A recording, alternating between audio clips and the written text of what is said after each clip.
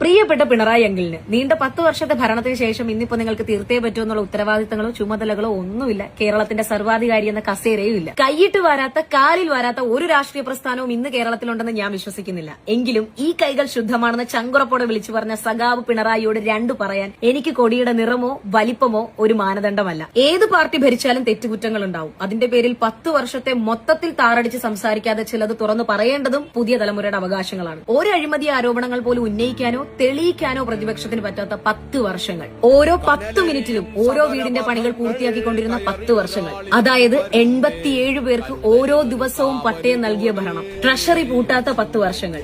ഓരോ നിയോജക മണ്ഡലത്തിലും 90,000 രൂപയുടെ കിംഫി പദ്ധതികൾ. എല്ലാ ദിവസവും 119 പേർക്ക് ജോലി നിയമനം. 0.55 ആയിരുന്ന അതിദരിദ്രരെ പോലും കണ്ടെത്തി അതിദാരിദ്ര്യ നിർമ്മാർജ്ജന പദ്ധതികൾ നടപ്പിലാക്കി. ദാരിദ്ര്യത്തിന്റെ കൊടുമുടിയിൽ നിന്ന കേരളം ഇന്ന് കടബാധ്യതയുടെ കാര്യത്തിൽ വെറും 10ാം സ്ഥാനത്ത് മാത്രമാണ്.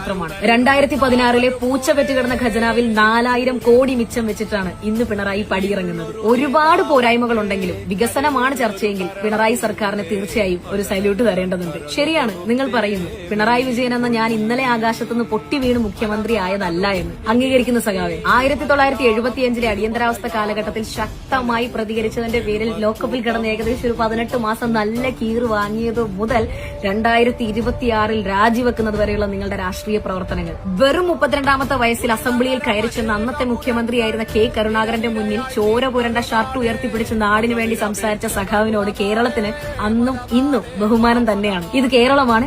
ഇവിടെ പാർട്ടികൾ മത്സരിക്കണം, മാറി മാറി ഭരിക്കണം. എല്ലാ പാർട്ടിയിലും ഉണ്ട് നല്ലവരും കീടങ്ങളും. ചില ചെമ്പരത്തികളും മൃഗസന്തതികളും നുഴഞ്ഞു കയറാതിരിക്കാൻ ഈ മാറ്റം കേരളത്തിന്റെ നിലനിൽപ്പിന്റെ ഭാഗം കൂടെയാണ്. കോവിഡോ പ്രളയമോ ഏത് മഹാമാരിയിലും അടിപതറാതെ ഒപ്പം നിന്ന സഖാവെ ഞങ്ങൾക്കറിയാം. വീട്ടിലിരുന്ന് അഭിപ്രായം പറയുന്നത് പോലെ അത്ര എളുപ്പമല്ല കേരളത്തിന്റെ എല്ലാ മുക്കിലും മൂലയിലുമുള്ള ഉത്തരവാദിത്തങ്ങൾ ഈ 10 വർഷം കൈവെള്ളയിൽ ഭദ്രമായി പൊതിഞ്ഞ് സംരക്ഷിക്കുക എന്നുള്ളത്. 2026 10 വയസ്സുള്ള ഒരു കുട്ടി പവർ കട്ട് എന്ന വാക്ക് കേട്ടിട്ട് പോലുമില്ലെങ്കിൽ അത് വിജയന്റെ വിജയം തന്നെയാണ്. ഇതിനു മുകളിൽ വെക്കാൻ തക്കവിധം നല്ല മാറ്റങ്ങൾ കൊണ്ടുവരാൻ പുതിയ ഭരണപക്ഷത്തിന് സാധിക്കട്ടെ. UDF സർക്കാരിന് ഹൃദയം നിറഞ്ഞ സ്വാഗതം. നീണ്ട 20 വർഷം കൊടി പിടിച്ചൊരു നല്ല സഖാവിന്റെ നന്ദി പറച്ചിലായിട്ട് കൂട്ടാം. 10 വർഷം ഞങ്ങളെ പൊന്നുപോലെ നോക്കിയ സഖാവ് പിണറായി വിജയന് അഭിവാദ്യങ്ങൾ. ലാൽ സലാം സഖാവെ.